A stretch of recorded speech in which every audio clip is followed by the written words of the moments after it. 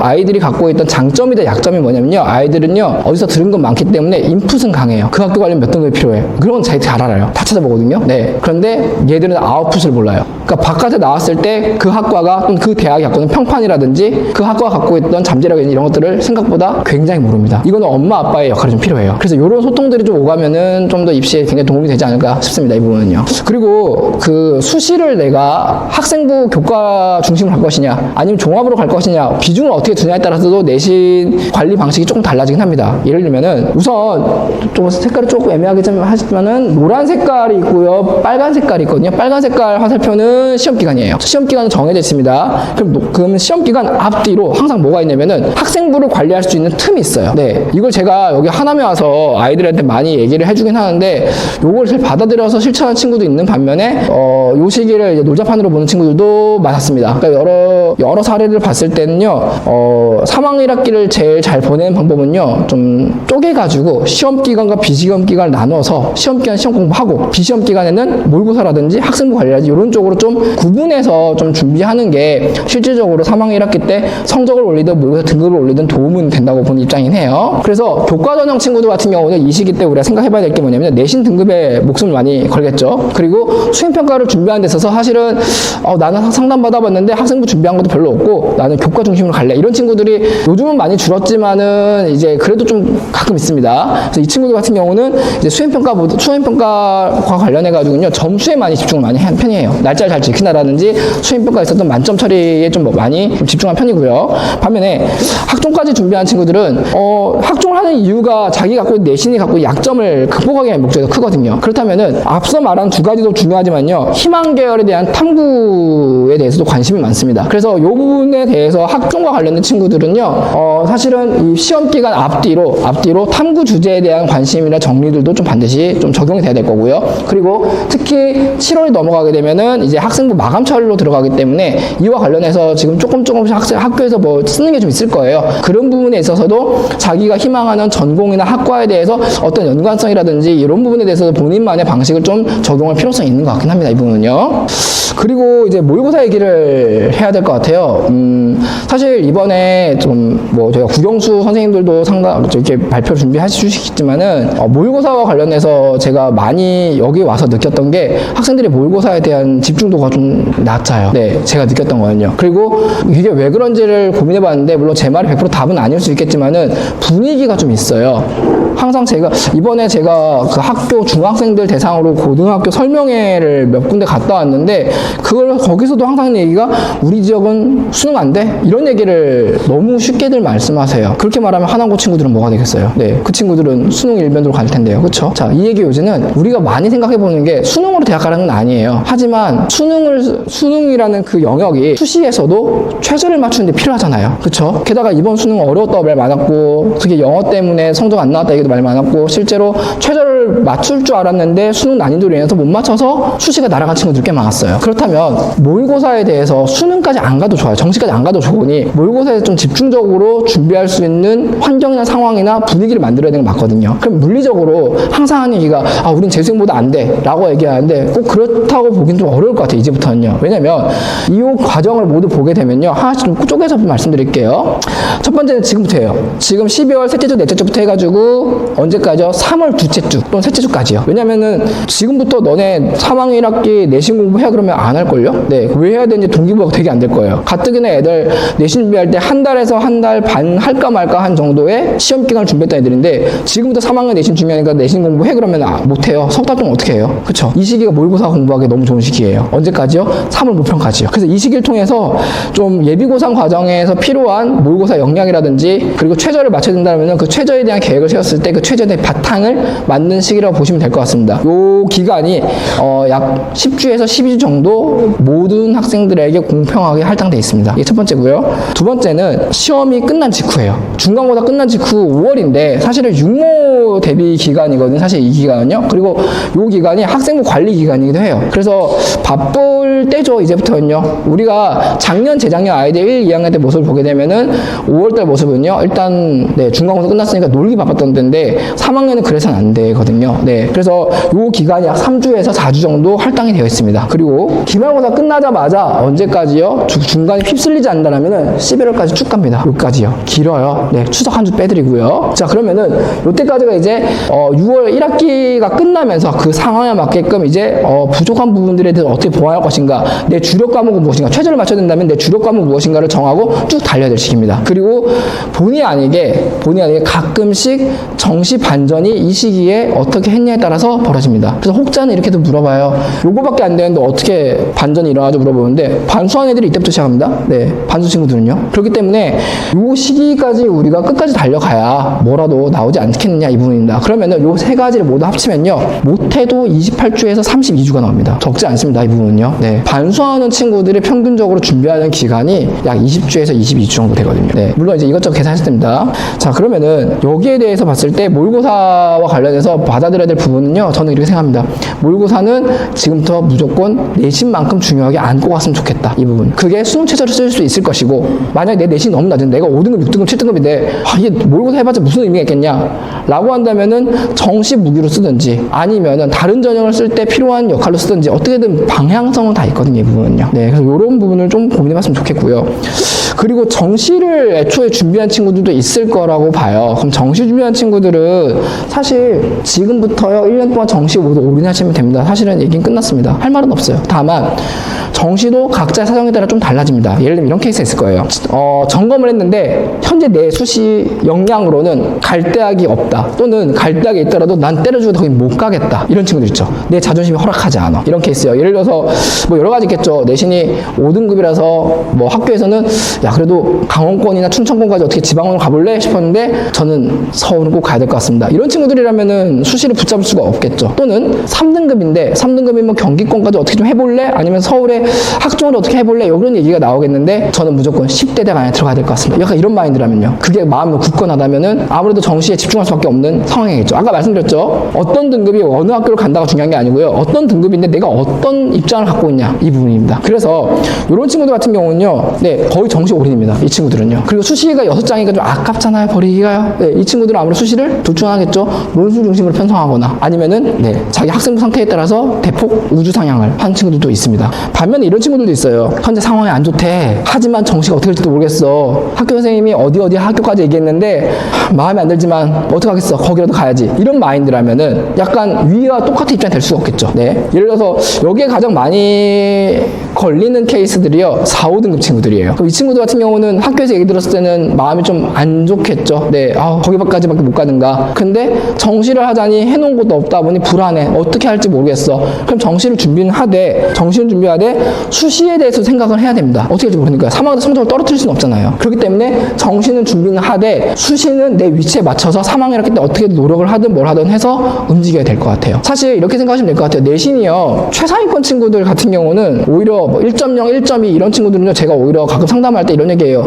너는 그냥 최저하고 내신 최저 좀 잘 맞추고 내신은 유지만 하자. 학생부 종합 중요하니까 뭐 열심히 뭐 해야 되지 않아요? 뭐 물어볼 수 있겠지만은 아니야, 내신이 더 중요한 것 같아, 이 부분은. 왜냐면은 잘하는 친구들은 학생부도 대부분 다 상향 평준화 되는 경우가 좀 많거든요. 그런데 내신이 떨어지면 떨어질수록 이것도 해야 되고 저것도 해야 되고, 그러니까 반드시 해야 될 거리들이 더 늘어나게 되는 거예요. 그렇기 때문에 요 부분을 좀 인지하시되 참고를 하시되, 여기서 중요한 이야기는 아무래도 그거겠죠. 우리 아이가 몇 등급이보다 현재 상황과 대비했을 때 본인이 원하는 방향, 부모님이 원하는 방향이 무엇인지를 조금 복합적으로 좀 적용을 좀 해야 될 것 같긴 해요, 이 부분은요. 그래야 입시를 대하는 전략이 같은 등급이라도 아이들마다 다르게 나올 수 있거든요. 네, 그래서 요거는요, 설명에도 사실은 원래는 제가 여기다 등급 쫙 펼쳐놓고 몇 등급이면 어떻게 이런 얘기를 하려다가 그게 각각의 개별 사정에는 좀 어울리지 않다고 판단했어요. 그래서 제가 그걸 삭제를 했습니다. 그래서 그런 이야기는요, 나중에 설명이 끝나고 개별 상담을 신청하시는 게 제일 낫습니다. 사실 이 부분은요. 수능 얘기를 좀 할게요. 뭐 우리 지역 특성상 수능으로 대학을 잘 안 가려고 하는 정시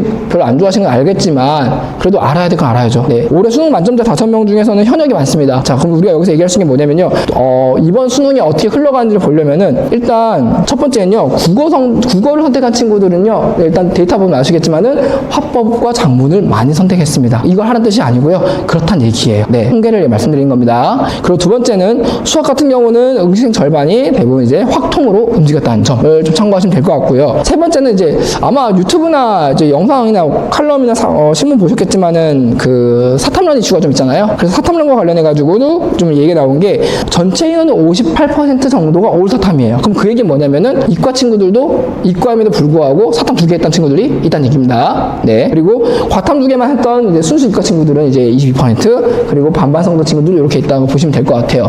그래서 올해 그 수능에서 뭐 어렵다 이런 얘기도 했겠지만은 가장 중요한 포인트는요. 경쟁자들의 기본값이 이제 우리 흔히 말하는 화작, 확통, 사탐론 요 조합으로 좀 구성이 되어 있다. 이렇게 좀 말씀을 먼저 드리고 싶고요. 최근 들어서 이제 저희 자숙한 친구들도 저희한테 많이 지금 상담이 들어오는 입장이 한데 탐구 얘기를 좀 해드릴게요. 이 시기 때 이제 고민하는 부분이 뭐냐면은 그러면 탐구 뭐 해야 돼? 요 질문들이 이제 들어오게 됩니다. 그래서 요거는 좀 쉽게 설명을 드리면 사탐부터 말씀드릴게요. 우선 표기를 하기 위해서 빨간 색깔이 상한가고요. 네, 파란 색깔이 하한가를 보시면 될 것 같습니다. 우선 대부분 친구들이 생윤사문 선택지가 대부분 절반으로 보시면 될 것 같아요. 생활과 윤리 과목이랑 사회문화 선택 비율 과목이 전체 인원의 약 절반 정도로 보시면 될 것 같고요. 그런데 좀 미리 말씀드리면 위 두 과목 선택이 무조건 정답이냐 했을 때 저는 그건 아니라고 봐요. 네, 그러니까 학생들이 이 과목을 선택하는 이유는 크게 둘 중 하나입니다. 첫 번째 뭐냐면 학교에서 그걸 배웠기 때문이에요. 2학년 때 또는 3학년 때 배우거나 그렇기 때문에 익숙함이 좀 묻어나는 경우가 많을 거예요. 이게 첫 번째고요. 두 번째는 이과에서 넘어올 때 또는 학생들이 선택을 잘 못할 때 그나마 배우기에 좀 무난하다 싶은 과목을 선택할 때 이 두 과목 선택을 많이 하는 편이긴 합니다. 다만 본인의 학습 체질상 이 두 과목 중에 특정 과목이 정말 안 맞는 친구들도 있거든요. 이 부분은요. 그럴 때는 이제 본인이 이것저것 공부를 해보고 맞춰서 자기가 제일 잘 나올 수 있는 과목 선택하는 것도 하나의 방법이라고 보시면 될 것 같습니다. 요거는 입시적 관점이 아니고요. 제가 이건 여담인데 제가 컨설팅을 하기 전에 제가 고3 사탐을 가르친 적이 있었어요. 그러다 보니까 제가 사탐 상담을 할 때 보통 저도 이렇게 말씀을 드리고 합니다. 이 부분은요. 자, 두 번째는 이제 과탐인데 과탐 같은 경우는 자, 학생들이 생명과 지구에 대한 지구과학에 대한 비율이 좀 높습니다. 자, 요렇게 보시면 될 것 같고 보통 보면요. 생명과 지구의 선택 선호 비율은 좀 비슷한 편이고요. 그 다음에 이제 물리, 화학 순서고 그리고 투 과목이 가장 좀 적다 보시면 될 것 같아요. 그래서 요 부분과 관련해가지고는 이제 이과 친구들이 이제 보통 사탐론 할 때 뭐 사탐 2개로 아까 넘어가는 경우도 있었겠지만은 그게 아니라면은 생윤이나 사문을 하나 걸고 그 다음에 이제 생명 또는 지구 하나 걸고 이런 식으로 조합을 짜는 친구들도 작년에 좀 올해 좀 많았던 것 같아요. 보니까요. 그래서 저는 탐구 과목에 대해서는요 절대 원칙은요 점수 제일 잘 나오는 게 좋아요. 네, 그 점수 제일 잘 찾기 위해서 지금 테스트를 해보기도 하고 2학년 때 배운 과목을 좀 복귀해 가면서 좀 자신에게 맞는 과목을 찾는 게 지금 시기에 좀 필요하지 않나 싶습니다. 물론 이거 있어요. 이게 사탐론이 워낙에 이제 강조되다 보니까 표준 점수를 돌리더라도 사탐 쪽 선택자들이 점수가 조금 더 높게 나오는 경향이 있으니까 이런 부분도 같이 참고해서 본인에게 좀 유리한 부분들을 좀 찾으시는 것도 도움이 되지 않을까 싶습니다. 이 부분은요.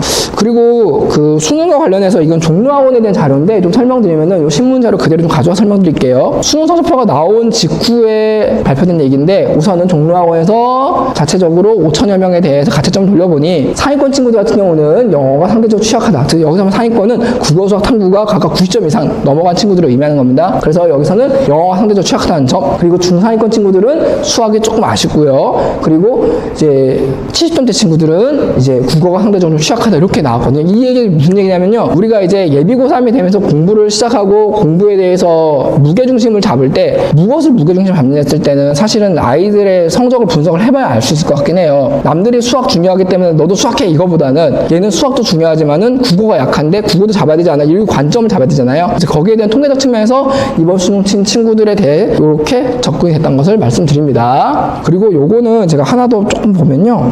정시를 꼭 해야 된다는 건 아니에요. 하지만 약간 힌트를 드리면 제가 여기에 상위권, 중상위권인데 제가 인서울 진입이라고 말씀드렸죠, 여기는요. 네. 요게 수능은 11월 달에 수능을 치게 되면은 우선 가채점 데이터들이 나와요. 근데 가채점 데이터들은 대부분 원점수 기준이거든요. 근데 수능 성적표가 나오게 되면은 이제 표준 점수로 이제 바뀌어서 이제 성적표가 나오게 됩니다. 그래서 표준 점수만 봐가지고는 얘가 어머님들, 아버님 보시기에는 얘가 몇 점 된지 사실 잘 파악이 좀 안 되기도 하는데 그 사이에 일단 원점수와 가지고 일단 분석된 자료를 봤을 때는요, 통상적으로 한 70, 국어, 수학, 탐구가 70점대 정도 넘어가면은 보통 요 원점수상에서는 요런 인서울 근처 대학들이 좀 잡히는 경우가 많다 이렇게 말씀드리는데, 이 말씀을 드리는 이유는 제가 아이들에도 얘기했는데 왜 이런 경우 있잖아요. 뭐 상담을 하긴 해야 되는데 준비 과정에 아이가 꿈은 높은데 성적이 안 좋아, 내신은 너무 안 좋아서 좀 인서울이라든지 그런 학교 진입이 어려운 상황인데, 그렇다고 수능을 하자니 주변에서 어렵다 힘들다 하지 마라만 얘기만 하니까 좀 답답하잖아 사실은요. 어떤 건 사실이고 어떤 거는 카더라기 때문에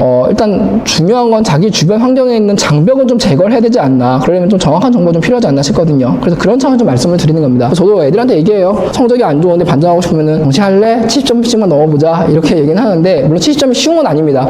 근데 아직까지는 이제 한 10여 개월 가까운 시간이 좀 있으니까요. 그런 부분에 있어서 정시라는 부분을 무조건 배제하거나 벽이거나 그렇게 생각하실 필요는 없는 것 같아요. 이 부분은요. 네, 사실 마지막 페이지입니다. 네, 그래서 예비고3의 기말 끝났으니까요. 이제 겨울방학 어떻게 펼쳐지냐면은 1년을 봤을 때 아까도 말씀드렸지만은 겨울방학은 반드시 점검을 받으세요. 아이가 성적이 좋든 안 좋든 간에 점검은 필수예요. 이 부분만큼은요. 그래서 학생부 같은 경우는 역할이 뭐냐면요. 보통 이제 교과가 될 수도 있고 종합이 될 수도 있지만은 그 수시에 대한 기준점을 잡는다 생각하시면 될 것 같아요. 그래서 3학년 때 얼마나 올려야 될 것이고, 또는 학생부를 봤는데 3학년 때 어떤 점을 보완해야 될 것이고, 이런 부분들에 대한 좀 점검이 있었으면 좋겠고요. 두 번째는 모의고사인데, 여기서 조금 조심해야 될 게, 모의고사 관련해서 좀 이거는 제가 지금까지 학생들 상담할 때도 많이 얘기했던 부분인데, 등급은 안 보셨으면 좋겠습니다. 2학년 모의고사 쳤잖아요, 애들요. 지난 가을에요. 거기에 나온 등급은요, 믿지 마세요. 거기는 3학년 때 성장한 아이들의 성적도 반영이 안 돼 있고요. 재수생도 없습니다, 거기는요. 다만 원점수는 보세요. 원점수는 실제 위치니까요. 잔소리를 하시더라도 원점수를 가지고 잔소리 하시는 것을 권장드립니다. 네, 이게 좀 중요합니다. 그래서 모의고사 보실 때는요, 원점수를 반드시 보셨으면 좋겠다. 이게 포인트고요. 세 번째는 아이랑 좀 이야기하면서 목표라든지, 목표를 물어볼 때도 좋겠지만요, 이거도 한번 물어보세요. 이제 고3이니까 좀 현실을 알 때 됐잖아요. 이제 진짜 내공한 현실을 알아야죠. 어디 밑으로 못 가겠다라는 그 가이드도 잡아주세요. 네, 방금 얘기한 이 부분이 왜 중요하냐면요, 지금부터 12월부터 내년까지 달려야 되는데 그 동기부여를 여기서 좀 잡아줬으면 좋겠습니다. 저는요. 그리고 학기 중에는 학종을 준비한 친구들은 학종을 좀 중심적으로 하는, 그러니까 학종을 준비하는 게 아니라 학종도 준비하고 교과도 하겠죠, 아이들은요. 근데 학종을 중심적으로 준비한 친구들은 지금보다는 3월 정도에는 학생부에 대한 좀 점검이 좀 필요할 겁니다. 왜냐면은 이제 지금 학생부가 지금 마감철이거든요. 그러면 어느 정도 대부분 학생들이 2학년 동안 무슨 활동했는지는 대부분 알 거예요. 그러면 정리를 한번 해가지고 본인의 활동에서 좀 보완할 점이 무엇인지, 아니면 좀 더 심화할 점이 무엇인지, 자기 전공직을 맞춰서 유점을 좀 어떤 과목 좀 해볼 것인지, 이걸 좀 고민해보는 게 좀 이식인 것 같아요. 그래서 이와 관련돼서 뭐 학교 상담이라든지 뭐 아니면 뭐 학원에 상담을 받으셔도 괜찮고요. 두 번째는 정시를 중심으로 가는 친구들은요, 그 과정이 필요가 없죠. 그냥 이때부터 계속 그냥 모의고사만 주장창 하시면 되겠습니다. 그리고 교과 중심 친구들은요, 내신 준비해야죠, 이제요. 그쵸? 네, 이렇게 보시면 될 것 같고요. 그리고 이런 1학기가 끝나가게 되면은 8월이 됐을 때 수시 설계 컨설팅이라든지 수시 상담이 학교나 학원을 통해서 들어가게 됩니다. 그럼 이 경우 좀 이 부분은 학교 상담, 이거는 사실 제가 실제로 여기서 저도 지금 입시를 기획하고 설계하고 진행하고 성과를 내는 입장에서 좀 말씀드리면요, 학교 상담 꼭 받고 오세요. 학교 상담을 좀, 학교 가면요 상담 제대로 아니죠 이런 얘기 아니라 일단 받고 오세요, 무조건요. 왜냐면은 그 수시를 학교를 정할 때요, 여기서는 이제 여러 가지 요소들이 들어가거든요. 데이터라는 요소도 들어갈 것이고, 선호도도 들어갈 것이고, 욕망도 들어갈 것이고요. 그리고 어디에 되게 불순한 이야기도 들어갈 것이에요. 될 것 같대, 뭐 이런 식으로요. 근데 학교 상담을 한번 받고 나면, 학교 상담은 본의 아니게 좀 안정 보수라고 자꾸 얘기를 하는데, 좀 어느 정도 가이드라인은 잡아줄 수 있을 겁니다. 그래서 저는 학교 선생님들의 학교 상담에 대해서는요, 제발 무시하지 말고 같이 받고 오게 되면은 실제로 수시 성과를 만드는 데 있어서 좀 안전장치 역할도 해줄 수 있다, 이렇게 저는 보고 있습니다. 그리고 12월 되면은 정시 설계가 들어갑니다. 그래서 정시 같은 경우는 요것도 마찬가지예요. 정시는 좀 애매한 게, 정시는 모든 학생들이 정시를 다 참여하는 건 아니다 보니까 뭐 이런 것 같아요. 정시 중심 학교들은 정시 상담을 학교에서 직접 많이 잘 해주시는데, 수시 중심 학교들은 정시 상담은 희망자만 해주거나 아니면은 그냥 담당 선생님에 따라 스킵하는 경우들도 있거든요. 그래서 이런 부분들이 좀 1년 동안 로드맵이 이렇게 짜여져 있다는 점을 큰 틀에서 일정적 말씀을 좀 드립니다. 그래서 여기까지가 제가 드릴 말씀이고요. 사실 제가 원래 마지막 파트라고 말씀드렸잖아요, 원래는요. 그러다 보니까 원래 이렇게 좀 준비를 했었는데, 이 설명회를 준비하면서 제가 제일 중점을 잡았던 건요, 여기에 따라 두 가지인 것 같아요. 하나는요, 걱정은 좀 많으실 거예요, 지금부터는요. 근데 이미 뭐 2학년 성적 다 나왔는데 지금부터 어떻게 할 것이냐가 제일 중요한 것 같아요. 그리고 1년 동안에 반전이 있을까요? 라고 가끔 물어보는 어머니 계시거든요. 하긴 나름입니다. 네, 아이의 노력이 따른 것 같아요. 반전은 저도 와요. 네, 반전이 있는 경우들이 좀 왕왕 있습니다. 네, 실제로는요. 그래서 뭐 저도 지금 이게 녹화 중이다 보니까 좀 촬영 중이다 보니까 제가 지금 실제 데이터를 여기서 막 실명을 말하기 어렵지만은 저도 올해 이제 입시를 거치면서 이게 되네? 라는 상황들을 좀 겪다 보니까요. 이번 1년이 어떻게 보면 아이가 어떻게 하냐에 따라서는 반전 확실히 있겠다라고 저도 지금 그렇게 보는 입장이긴 해요. 그리고 이제 가장 중요한 거는 보통 상담받고 나면요. 좀 그런 게 있거든요. 된 거 같은 거. 상담은 상담이고요. 상담이 끝나면 아무 생각 말고 아이는 그냥 공부를 하게끔 푸시해 주시면 감사드리겠습니다. 네. 저는 여기까지 할게요. 다음 선생님 모셔오겠습니다. 네. 잘 보이실까요?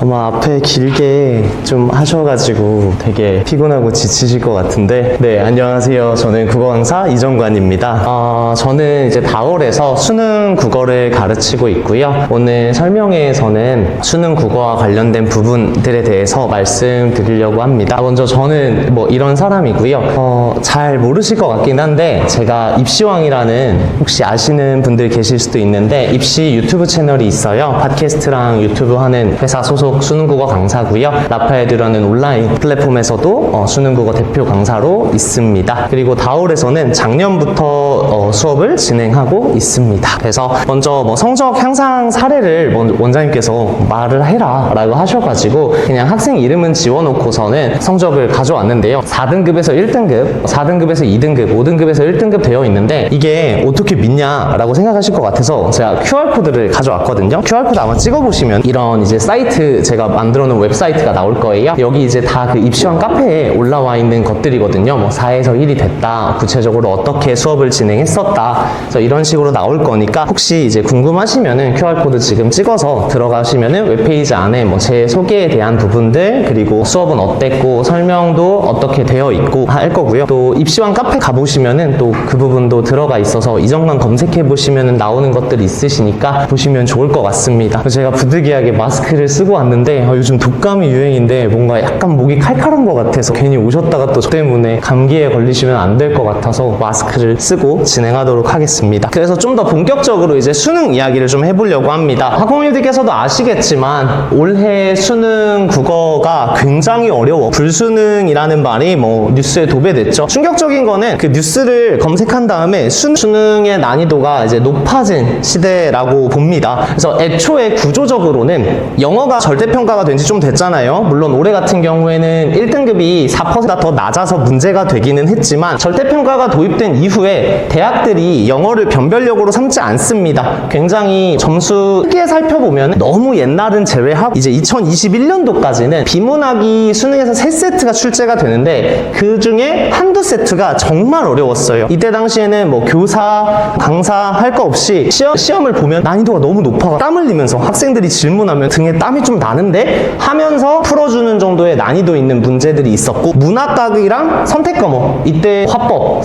언매에 해당하는 부분들은 난이도가 굉장히 수월했습니다. 그래서 이때에는 전략을 어떻게 삼았냐면 나머지 문제들 쉬운 애들을 다 잘 해결을 한 다음에 남는 시간으로 초고난도를 접근을 해보자 라는 전략이 맞아 떨어졌었습니다. 그리고 나서 2022년도부터는 약간 변경이 됩니다. 이때는 이제 수능이 너무 어렵다, 사교육을 변별력을 위해서 너무 외부 교과과정 밖에서 출제를 많이 하는 걸 문제 삼았고, 그래서 이때부터 이제 킬러 문항을 배제한다 라는 기조로 문제가 출제가 되는데, 변별력을 가지고 가야 되는데 시험은 어렵게 내지 말아야 되는 상황이 됩니다. 그러다 보니까 부득이하게 비문학의 난이도는 낮추고요, 문학의 난이도를 굉장히 높였습니다. 그래서 이때 이전 대통령이 문제를 딱 집으면서 이 문제 너무 어렵다 했는데 그 정답률 되게 높은 거였거든요. 그러고 나서부터 비문학이 진짜 난도가 확 떨어지고 문학이랑 선택 과목이 조금씩 올라가기 시작했어요. 근데 최근에 올해 수능 같은 경우에는 비문학이 3세트가 모두 다 어려워졌고요, 문학은 올라갔던 난이도 대비 조금 떨어졌습니다. 그리고 선택이 같이 어려워졌어요. 그래서 이거에 친구들이 계속 쌓이고 있었고요. 그 다음에 많은 사람들이 나이를 먹고 나서 이제 사실은 입시를 볼 학생들이 아님에도 불구하고 메디컬 입시를 노리는 사람들이 많이 들어왔습니다. 유튜브에 한번 검색해보시면은 1살인데 초등학교 교사 그만두고 수능 다시 봅니다, 이런 것들이 되게 많이 나와요. 그래서 최상위권 N수생들이 누적이 되고 있었고요. 그리고 올해 같은 경우에는 또 황금돼지띠 애들이었어요. 그러다 보니까 수험생이 지금으로부터 5년 전만 해도 10만 명이었습니다. 근데 최근 들어서 10만 명대를 유지하다가 올해 수능 같은 경우에는 50만 명이었어요. 그래서 확 인원도 늘기도 했으니까 변별력 기술력을 좀 가져가자 하고 어렵게 냈는데, 문제는 내년 수능이잖아요. 내년 같은 경우에는 역시 교육과정이 바뀌기 전에 마지막 수능이고, 이것들이 다 같이 가져가기 때문에 무조건 수능은 어려울 수밖에 없다라고, 지금 마지막은 정말 가장 최근에 수능 폐지하겠다는 이제 기사들이 나오고 있는데, 저도 이제 강사 커뮤니티에 속해 있는데 강사들 모여가지고 하는 얘기는 이거 사교육 때리겠다고 수능 폐지하자는 거 아니냐, 그러면 어렵게 내서 이런 문제들을 맞춰야 사교육을 가니까 그래서 사교육 없앤다는 얘기로 수능을 더 어렵게 내서 폐지해야 되는 고화점으로 삼는 게 아니냐라는 이야기가 나오는데, 이거는 사실 그냥 강사들끼리 하는 얘기니까요. 아무튼 중요한 거는 내년 수능은 반드시 어려울 거라는 예측입니다. 그렇기 때문에 이 수능을 어떻게 준비할 것이냐, 그리고 국어라는 파트에서도 또 어떻게 볼 건지를 보시겠습니다. 먼저 첫 번째, 왜 성적이 나오지 않는가에 대해서 말씀을 드릴게요. 일단은 국어 파트 자체를 시간 투자를 하지 않습니다. 절대적으로 시간이 대로 수학을 해야 돼요, 과탐을 해야 돼요 하다 보니까 국어가 상대적으로 밀리고요. 하위권으로 내려가면 중하위권 친구들 역시 상대적으로 국어는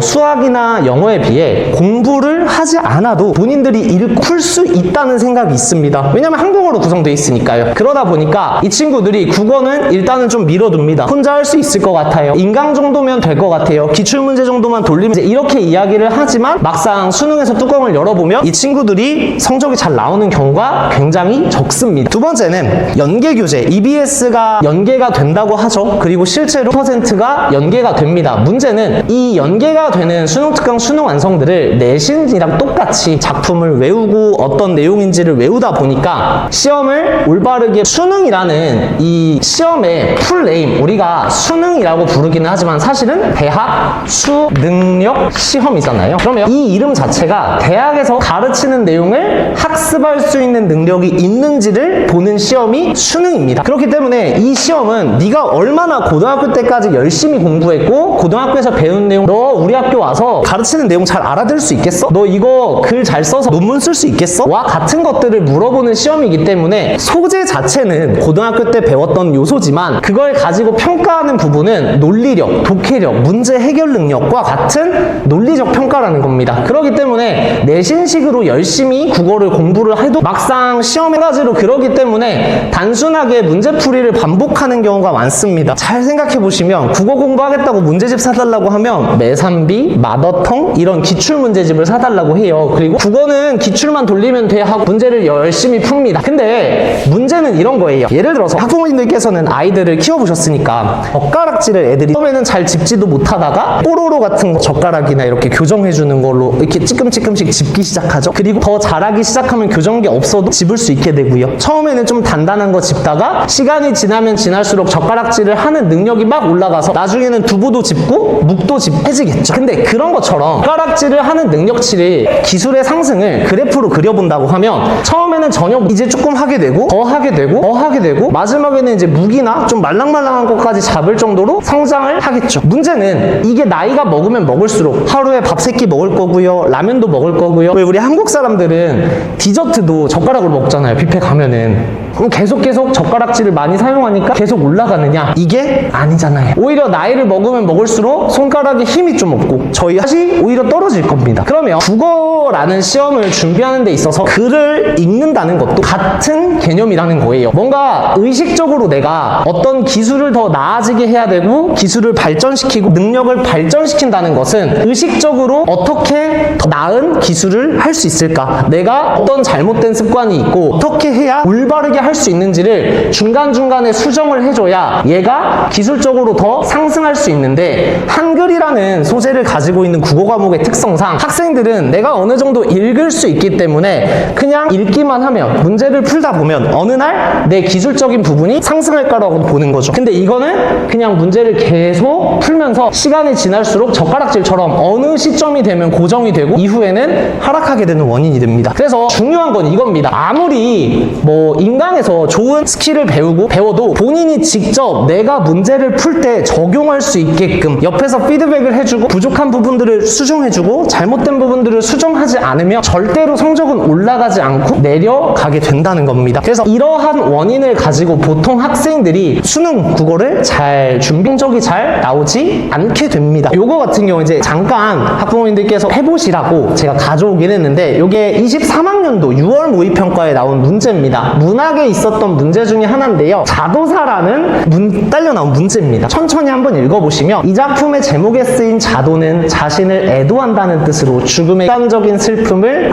중에 몰라야 돼. 이들 의미를 주지 않지만 이거 답인 것 같은데 생각을 한번 해보시면 좋을 것 같습니다. 대충들 보셨을 거라 생각합니다. 보시면은 당시에 오답률이 좀 높게 나왔던 문제고요. 이게 이제 대부분의 학생들이 문학이라는 파트를 착각하는 사례를 보여주는 문제입니다. 정답은요 2번입니다. 보면 새봄을 맞이하여 이별의 슬픔을 극복하기 위해 마음을 다잡으려고 노력하고 있음을 알 수 있어요. 이게 틀린 이유는 왜 그러냐면 보기에 뭐라고 되어 있어요? 죽음에 견줄 만큼의 극단적 슬픔입니다. 나머지 son지들을 보면 우리가 이별을 했다고 해서 죽을 만큼 힘들 수도 있고 뭐 나쁘지 않은데? 를 할 수도 있단 말이에요. 근데 학생들 입장에서는 아니 아무리 슬퍼도 극복하려고 다잡으려고 노력할 수 있는 거 아니냐 이렇게 보는 거예요. 막말로 헤어져서 못 만난다고 해서 마음도 못 잡냐 노력할 수 있지 않냐. 그래서 나는 문학이 싫다. 문학은 수학처럼 딱 맞아떨어지지도 않고 왜 내 생각이랑 안 되냐. 어떨 땐 되고 어떨 땐 안 되냐. 이런 식으로 학생들이 문학에 대해서 생각을 한다는 거죠. 근데 수능이라는 시험은 학생이 이걸 어떻게 감상하는지는 알고 싶지 않아 합니다. 학생이 원하는 건 수능이 원하는 건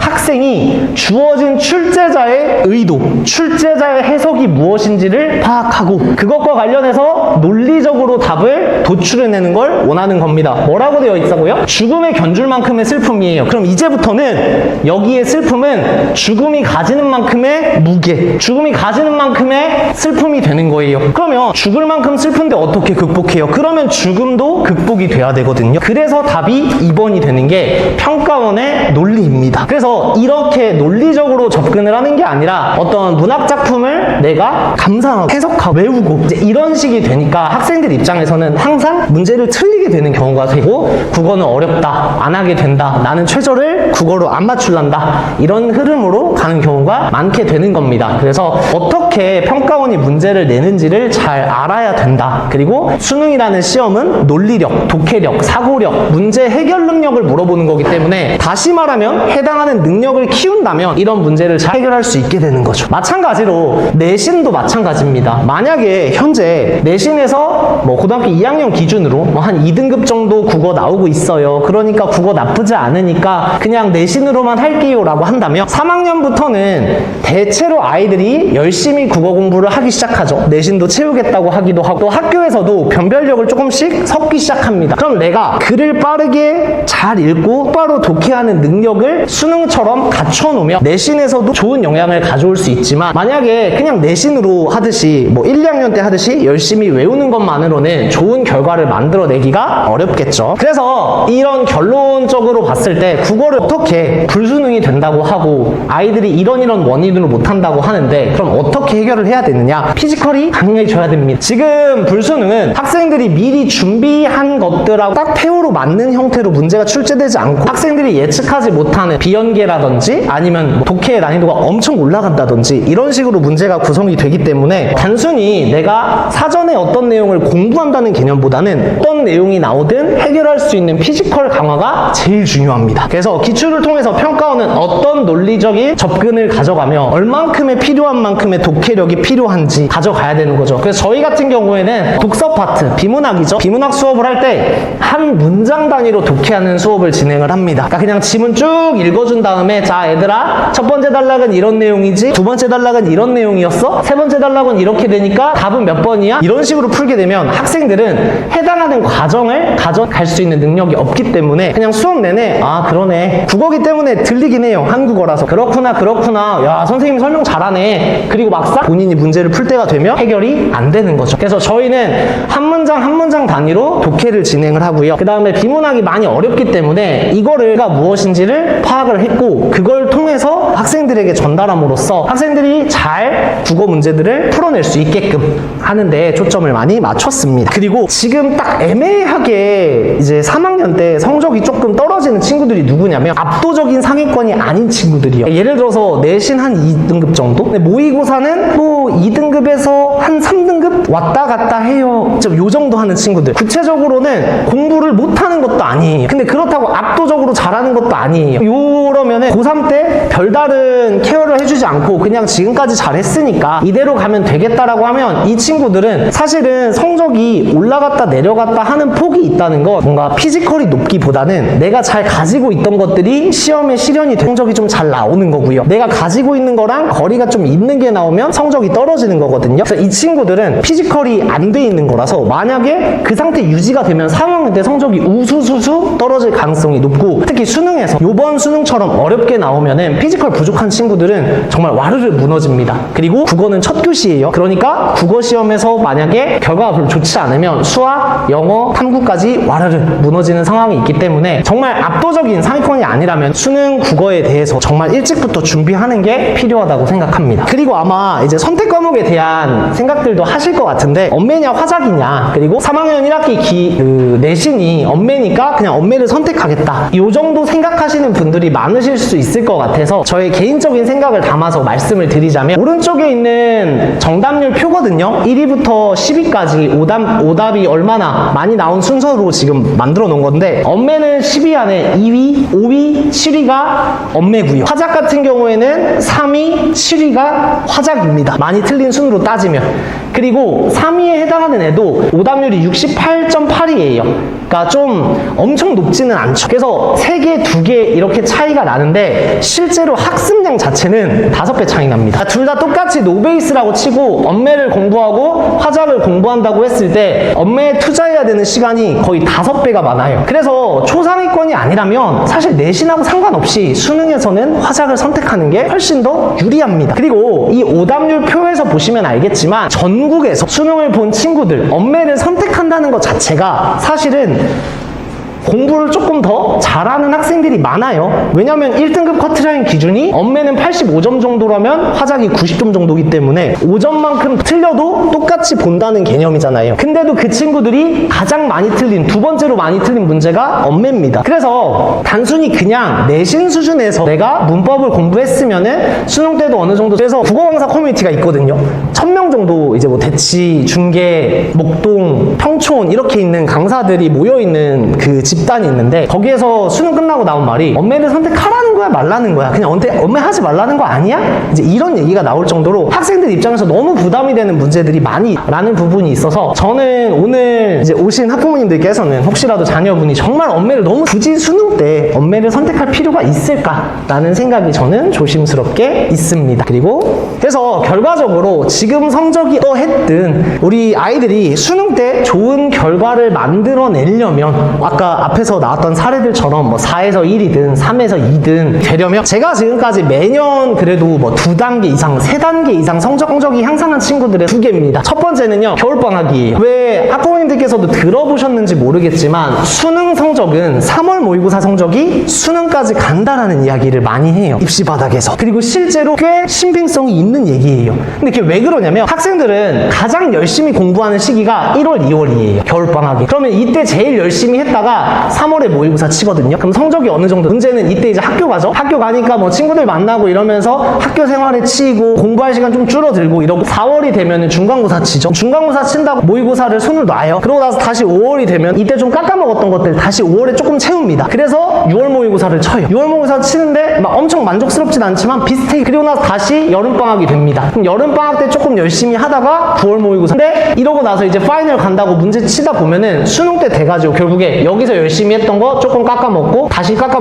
채우고 깎아먹고 열심히 하다가 이렇게 가다가 가는 거예요. 문제는 다른 친구들도 이 시기에 다 열심히 하기 때문에 내가 공부 시간을 투자한다고 해서 티가 나는 게 아니라 같이 성적이 올라가서 비스무리하게 끝나는 경우가 많습니다. 그래서 1, 2월에 정말 실력을 많이 올려놔야 겨울방학 동안 성적 국어적인 어떤 실력, 뭐 비단 국어뿐만 아니라 다른 과목도 마찬가지로 실력을 올려줘야 이 친구들이 이후에도 나갈 수 성적이 좀 더 향상이 될 가능성이 높고요. 두 번째는 이게 전 제일 중요하다고 생각해요. 사실 3월에 성적이 안 나올 수 있어요. 내가 열심히 공부했지만 등급으로 표가 안 날 수도 있거든요. 근데 3월은 어차피 평가원이 출제한 것도 아니고 서울시 교육청에서 출제한 거라서 점수가 좀 떨어질 수도 있어요. 근데 학생이 느끼는 게 중요해요. 나 이렇게 했더니 이번에 좀 시간도 안 들어, 답도 좀 잘 판단했는데, 옛날에는 비문학 한 세트 풀 때 내가 모르는 게 너무 많았는데 이번엔 되게 깔끔했는데, 그러니까 이런 성장하는 듯한 느낌을 본인이 받으면 이후에 3, 4, 5 진행할 때도 그 성장했던 경험, 성공했던 경험을 바탕으로 쭉 수험 생활을 이끌어 나갈 수 있는데, 겨울방학 동안 이거에서 내가 열심히 해봤는데 안 되더라, 그러니까 나는 국어를 드랍하겠다, 이런 식으로 접근하기 쉽상이라는 겁니다. 그리고 이제 학생들이 가장 착각을 많이 하는 것 중에 하나가, 그냥 메가스터디 가서 강민철 선생님 수업을 듣는 게 좋다, 강기분을 내가 다 돌리면 성적이 오를 것 같다. 저도 진짜 존경하는 선생님이고 수업을 정말 잘하신다고 생각을 하지만, 설명회 수업 자체를 깔 때 애초에 2등급 중위, 2등급 상위를 위한 수업을 보통 깔아요. 애초에 강사 자체가 나는 중하위권을 위한 수업을 깔겠다라고 이야기를 하는 경우가 아니라면 2등급대를 제일 많이 해요. 왜냐면 그럴 수밖에 없는 구조입니다. 들어오는 애들 자체도 성적대가 좀 높은 편이고, 그 성적대 애들을 치고 1등급을 만들었을 때 가장 좋은 결과값이 나오거든요. 그래서 수업 자체가 2등급 정도에 맞춰져 있기 때문에, 만약에 자녀분들 심지어까지 내려간다고 하면 2등급이 들었을 때 좋은 수업이 과연 이 친구들에게 정말 긍정적인 영향을 끼칠 수 있을까라고 물어보면 쉽지 않습니다. 그리고 인강의 완강률은요, 몇 퍼센트로 예상하실지 모르겠지만 최근에 21%라고 말합니다. 그러니까 인강을 처음부터 끝까지 한 강좌를 다 완강하는 비율이 2% 정도밖에 안 되는 거예요. 학생들은 인강을 보는 시간을 공부라고 치지만 졸기도 하고요,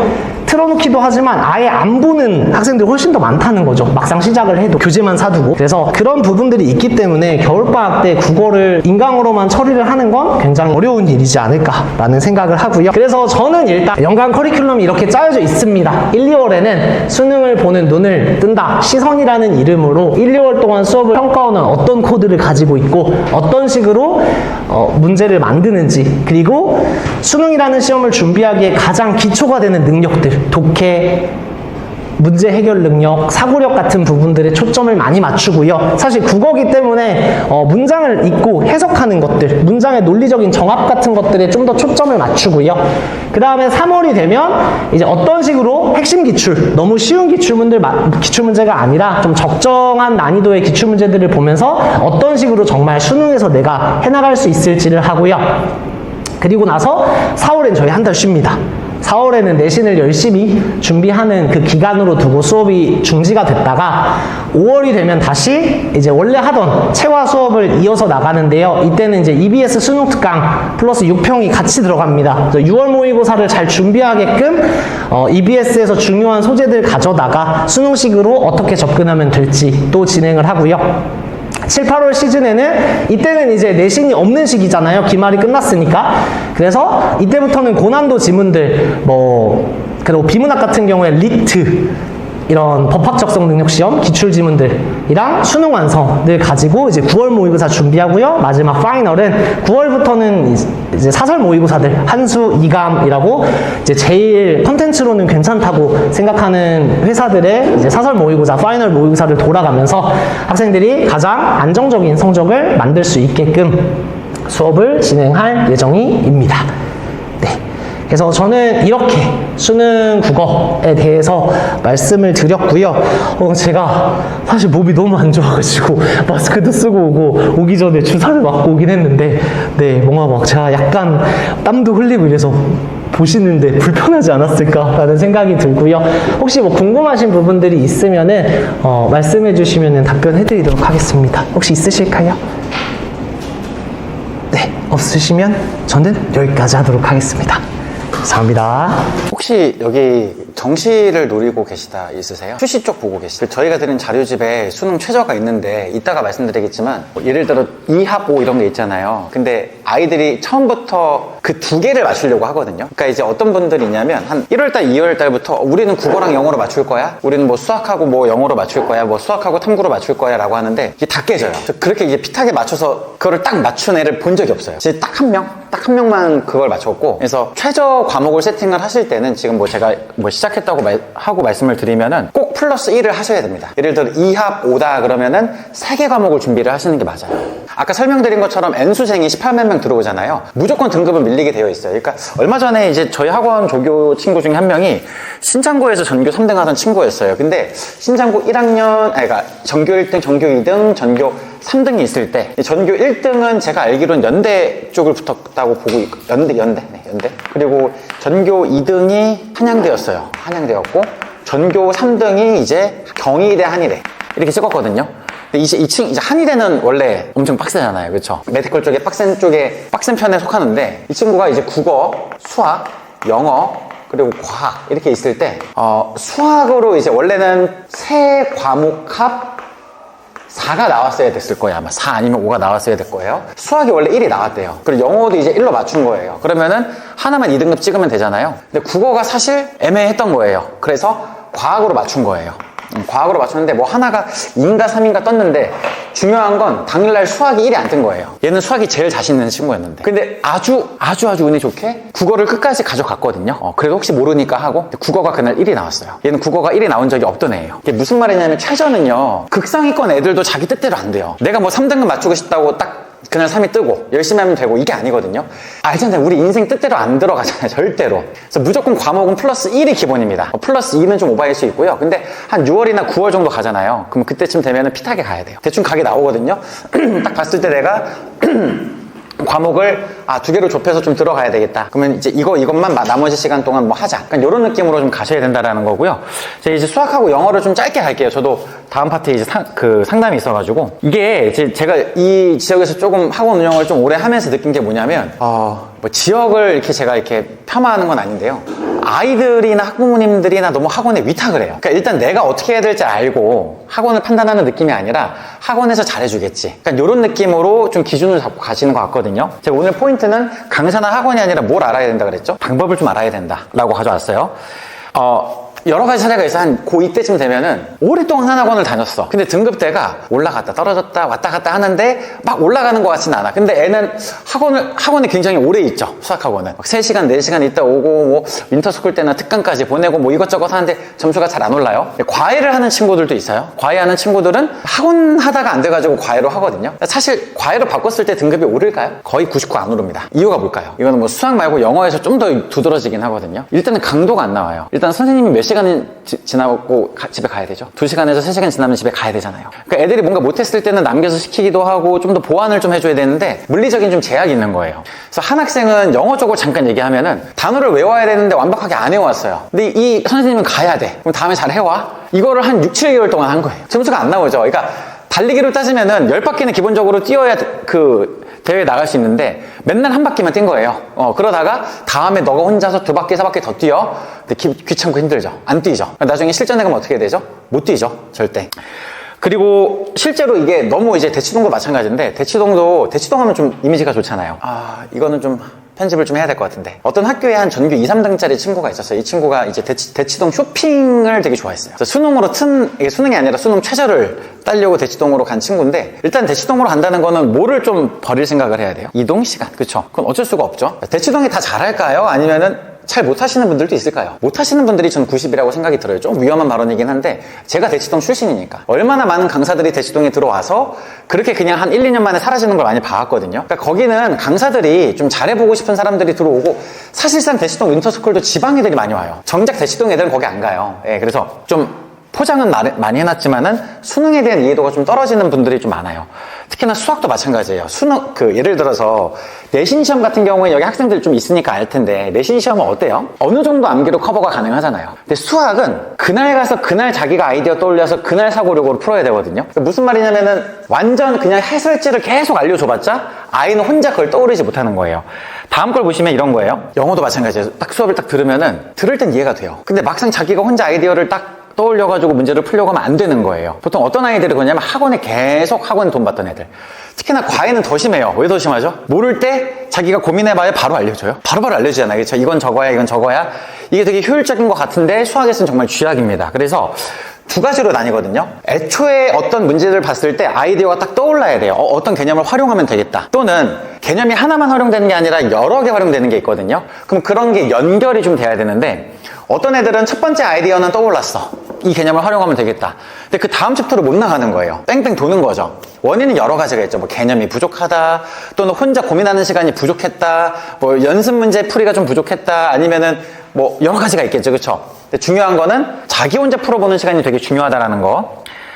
그래서 이게 제가 이제 그냥 비유를 좀 했어요. 제가 운동을 좋아하다 보니까 저는 이제 제가 프로 대회 나가서 2등을 했거든요. 그 보디빌딩 대회에서 2등을 했어요. 지금이야 좀 약간 요요 현상이 왔지만, 근데 이 다이어트를 할 때도요, 사람의 뭐 기초 대사량이 있고 그 친구의 혈당이 있고 그리고 그 사람의 활동량이 있고 근육이 잘 크는 애 안 크는 애 여러 종류가 있잖아요. 여러 가지 조건을 복합적으로 판단을 한 다음에 들어가야 되는데 이게 너무 단순하다는 거죠. 그래서 실제로 제가 말씀드리는 건 뭐 과외를 하고 뭐 애를 붙여보고 소수정예를 하고 뭐 인강 패스를 끊어보고, 제가 메가스터디 온라인을 한 3년 전까지 했어요. 3년 전까지. 근데 그 데이터 보면은요, 정말로 상위권 몇 명을 제외하거든요, 성적이 오르는 애가 많지가 않습니다. 근데 이제 저희가 그 이벤트 같은 거 하잖아요. 학습 후기 올리고 뭐 그런 거 보면 엄청 많아 보이는데, 중요한 거는 막 스타 강사든 1대1 과외 뭐 어떻게를 하든지 간에 자기의 공부 패턴이 잘못되어 있으면 점수가 안 오른다라는 거는 제가 이 학원을 운영하면서 뼈저리게 느꼈습니다. 자, 일단 수학을 봤을 때는 최저 등급을 이제 세팅을 하실 때 보통 영어로 많이 해요. 영어가 무슨 평가죠? 절대 평가다 보니까 이게 좀 등급 따기가 수월하거든요, 타 과목보다는. 영어로 좀 해야지. 2등급까지는 진짜 못해도 3등급은 무조건 딸 수 있을 것 같거든요. 근데 지금 1등급 비율이 어때요? 우리 6월 달에는 몇 프로였죠? 19%가 1등급이었는데 지금 3.11% 확 떨어졌죠. 그러니까 최저를 세팅하는 게 변수가 이렇게 많다는 걸 아셔야 됩니다. 근데 이제 애들은 겪어보지 않고 사실 언니 오빠가 있으면 알거든요. 형 누나가 있고 그러면은. 근데 그게 없으면은 이 분위기가 좋지 않다고 하더라고요, 이 근방에 있는 모든 학교들이. 그래서 그럴 만한 이유가 있다라는 거고, 수학은 2점짜리가 있고 3점짜리가 있고 4점짜리가 있어요. 근데 2점, 3점짜리는 사실상은 1, 2월 달만 해도 어느 정도 충분히 가능하고 기본 계산 문제니까, 문제는 4점짜리거든요. 근데 4점짜리의 구조를 봤을 때 이렇게 보면 될 것 같아요. 잠시만요. 약간 쉬운 4점이 있고요. 중간 난이도의 4점, 그리고 준킬러라고 불리는 것들, 킬러라고 불리는 것들인데, 사실 이 킬러라고 불리는 것들은 안 건드리는 게 나아요. 애들마다 다르긴 하거든요.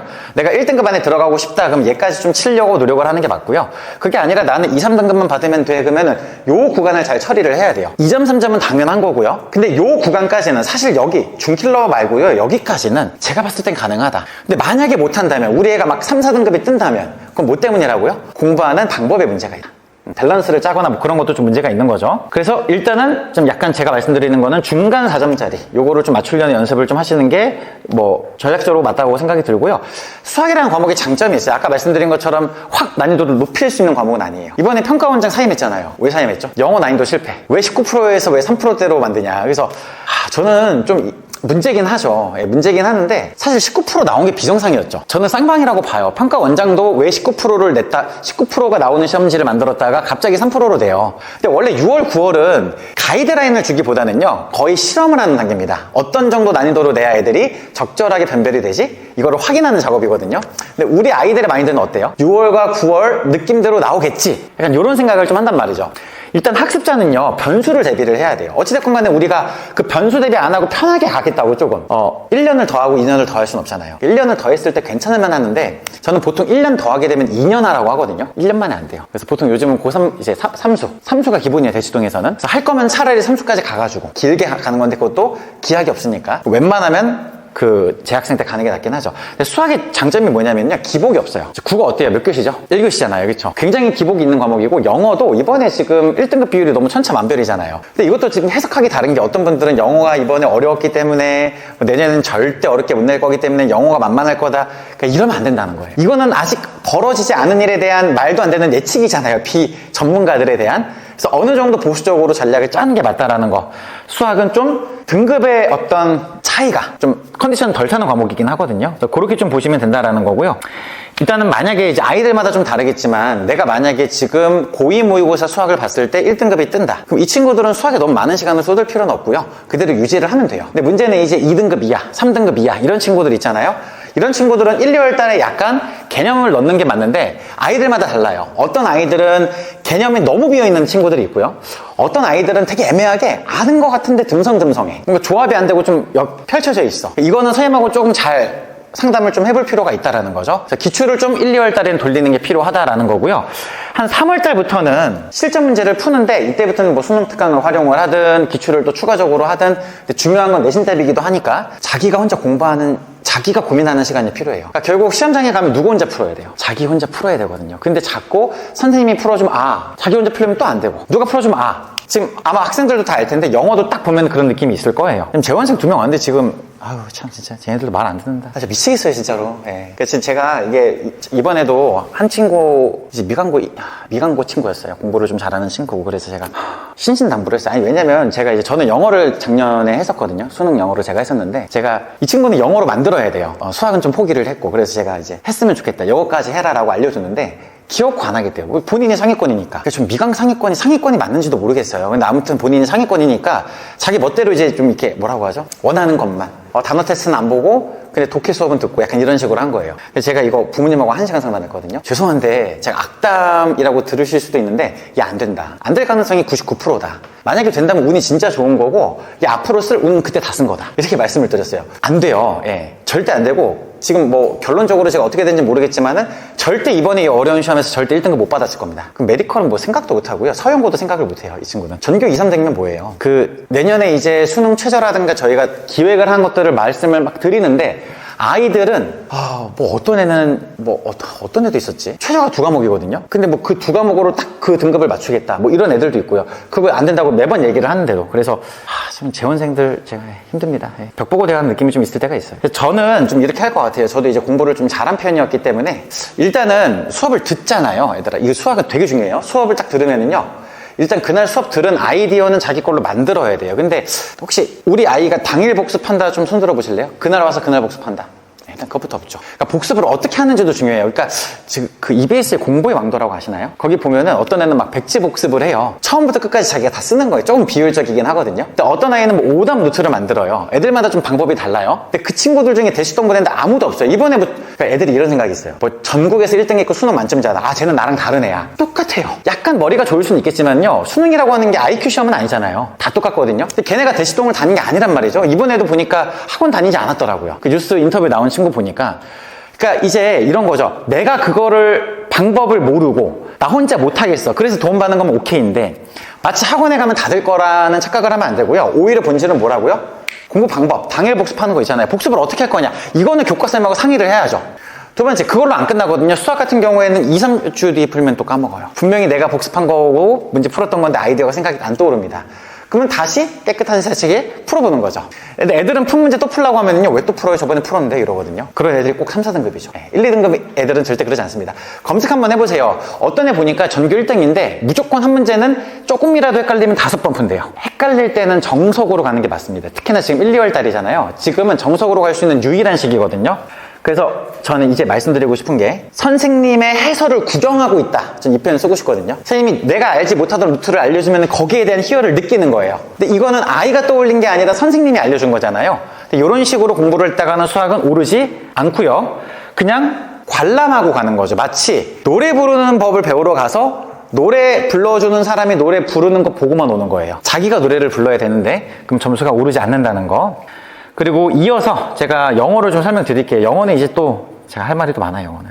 영어 이제 여기 지금 아까 정시는 영어 비중이 그렇게 엄청 크진 않아요. 정시로 갈 경우에는 좀 비율을 좀 잘 분배를 해야 되는데 수능 최저, 그러니까 수시로 가려고 한다면 영어는 주력 과목이죠. 포기하기도 애매하고 진짜 못하는 애들이 5등급 나오면은요, 그냥 거의 다 틀렸다고 보시면 돼요. 거의 다 틀린 거고 사실상 그냥 그냥 읽을 수만 있으면 푸는 문제를 다 맞추잖아요. 그럼 3등급은 뜹니다. 근데 만약에 3등급이 안 뜨고 있다 그러면 이 친구는 그냥 단어만 외워도 돼요. 솔직히 말하면.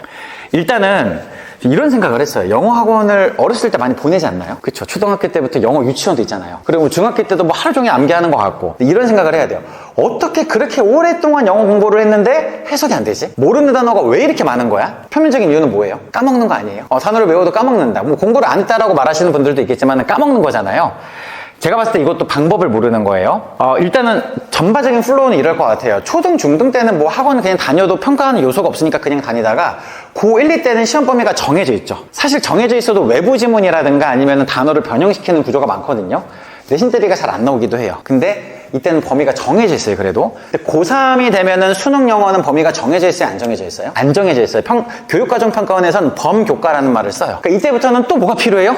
자기 혼자 그 지문을 뚫어낼 수 있는 사고력이 필요한 거예요. 근데 너무 사교육 의존적이면은 내가 막힐 때마다 누가 알려줘요? 선생님들이 다 너무 친절하게 알려줘. 이거는 이래서 그런 거고 저건 저래서 그런 거고 자기가 먼저 한 5분, 10분, 20분 저희가 지금 여기 관리형 독서실을 하고 있잖아요. 왜냐면 저는 그게 본질이라고 생각을 하거든요. 학원 수업 들어가지고 점수 오를 거면 저는 한 강의당 1,000만 원 받을 것 같아요. 신이죠, 신. 예, 거기 다 몰리겠죠. 전국에 있는 모든 아이들이. 세상이 그렇지가 않잖아요. 손흥민 선수한테 프리킥 배우면 프리킥 신이 되나요? 그런 건 아니거든요, 사실. 본인이 공부를 좀 해야 되는 거거든요. 근데 이제 자습관에 있는 아이들을 관찰을 해봤을 때도 마찬가지예요. 숙제를 풀어와 하잖아요. 그럼 영어 지문을 똑같이 풀어왔을 때 어떤 애는 딱 시간 재고 딱딱딱 풀어와요. 풀어오고 제 해설을 들어요. 그리고 고개를 끄덕여요. 그리고 집에 가서 대충 눈으로 확인하는 친구면 좀 잘하는 친구, 확인 안 하고 집어넣는 친구는 못하는 친구. 어찌됐건 간에 이 친구들은 점수가 안 올라요. 둘 다 마찬가지입니다. 자, 또 한 케이스를 말해줄게요. 어떤 케이스가 있냐면 이 친구는 자기가 문제를 풀면서 시간을 재고 문제를 풀어요, 일단.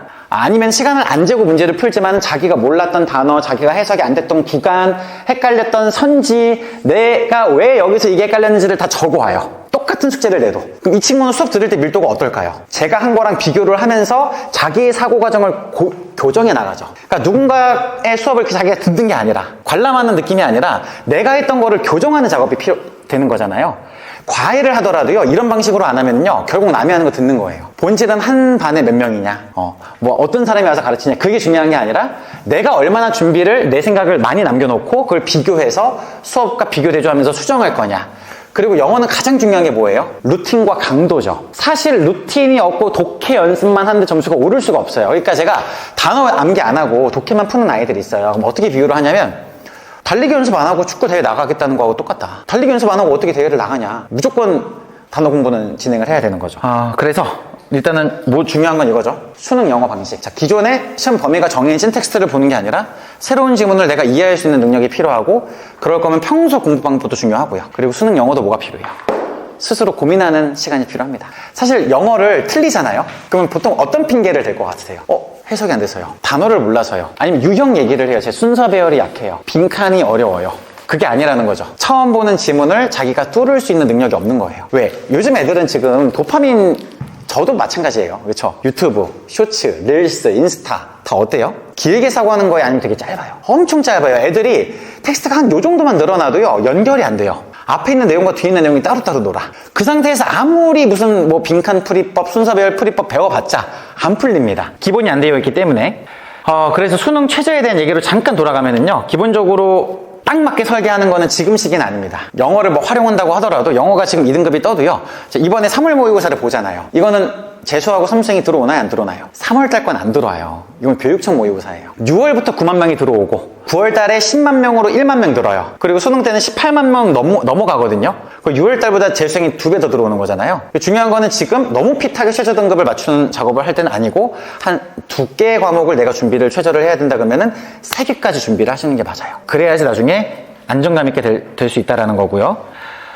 뭐 이거는 제가 응시자 수 아까 말씀드린 거, N수행이 좀 많이 늘어난다. 1등급 비율 말씀드렸고, 내신 영어하고 수능 영어 차이, 요거 한 번만 정리할까요? 요거는 암기해서 맞추는 거잖아요. 그렇죠? 변형 문제 많이 풀고 패턴만 분석해도 어느 정도 나와요. 어느 정도는. 근데 수능 영어는 어때요? 뭐가 포인트죠? 처음 보는 거. 다 이거. 수능 국어도 마찬가지. 수능 영어도 마찬가지. 수능 수학도 마찬가지.